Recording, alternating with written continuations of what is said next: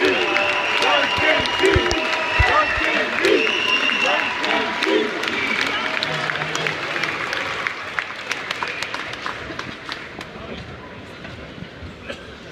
You know, the last time I was in an arena, was about a month and a half ago in Chicago. There's about 22,000 people in the building in the United Center, and we were celebrating the Stanley Cup victory around with our fans in Chicago. And it sure obviously felt pretty good to be able to skate around with the Stanley Cup in our own home building and celebrate and hoist that cup up in front of our home fans in Chicago. But I'll tell you what, it means a lot more, and just as much to me, to be able to bring the Stanley Cup into this building, into my old hometown, my old arena.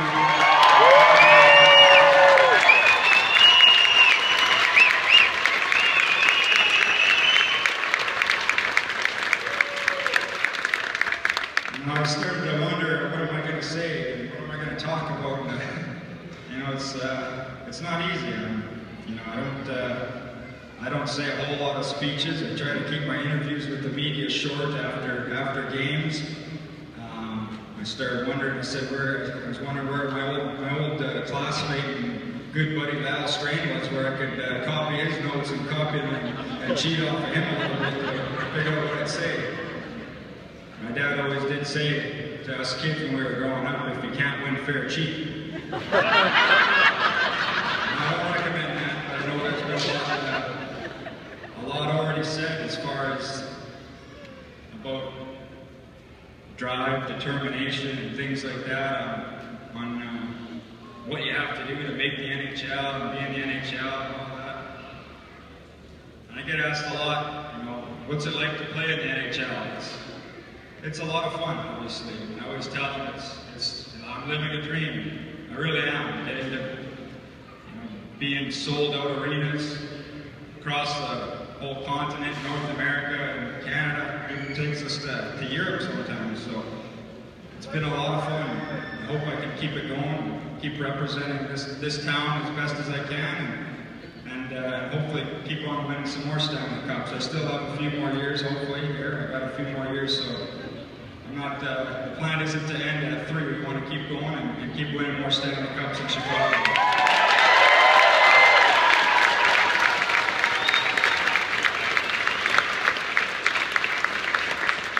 Like I was saying, I get asked a lot what it's like to play in the NHL, and I definitely don't consider being in the NHL a job by any stretch of the imagination, and I wouldn't trade it for anything in the world. But I also wouldn't trade the memories I have growing up here in Fort Frances for anything in the world.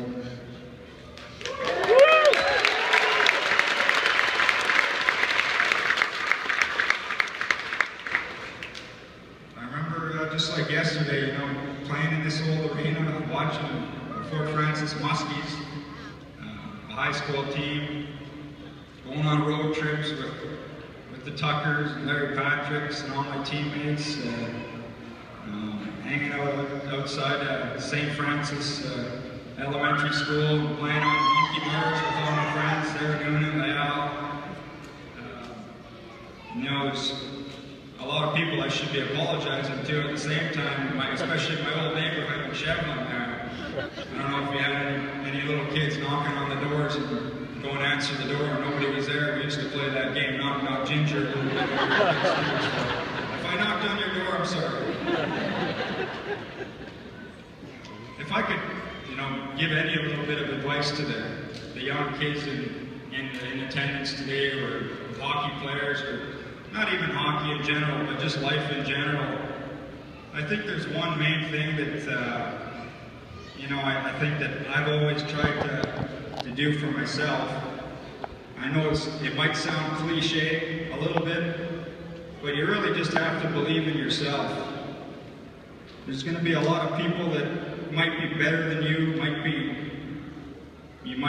might not sit, they might tell you that you're not going to do what you want to do, you're not going to be good enough, you're not going to be able to do it. But the only thing that matters is what you believe in inside your brain and what you think about it. So So if I could just give that one little piece of advice to the kids growing up, is just believe in what you tell yourself.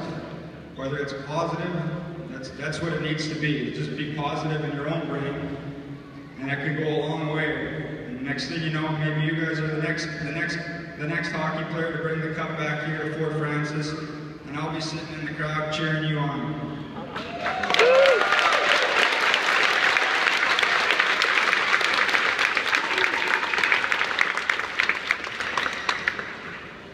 One other piece of advice, the last thing I'll touch on is, I've played with a lot of good hockey players in my career, whether it was Team Canada at the Olympics, or our team in Chicago.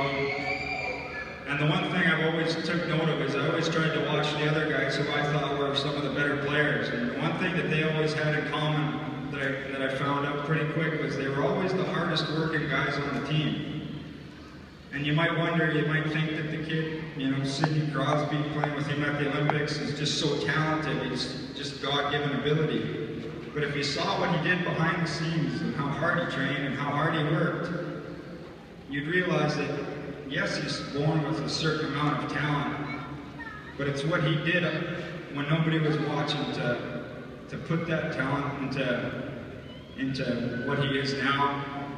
Shooting, whether it was shooting pucks in his parents' basement and all those type of things. But the thing that I also found in common was not only how hard they worked, they didn't view it as hard work, they didn't view it as work.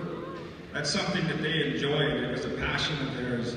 And I think that's something that as parents, you might want your kid to work hard and work harder or things like that. But I think it comes from inside the kid, and his passion to hockey. And the one thing I'll say about my parents is, I remember coming back from a game one time and we lost here right in this building, the Times Tigers, and I was crying in my car on the car ride home, and I think we won the game, and I think I might have had a goal, but I was crying because I was upset. I wasn't good enough. I didn't think I was good enough.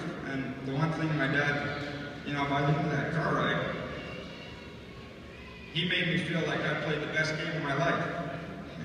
So I think the power of being positive, to one another and to your kids can go a long way.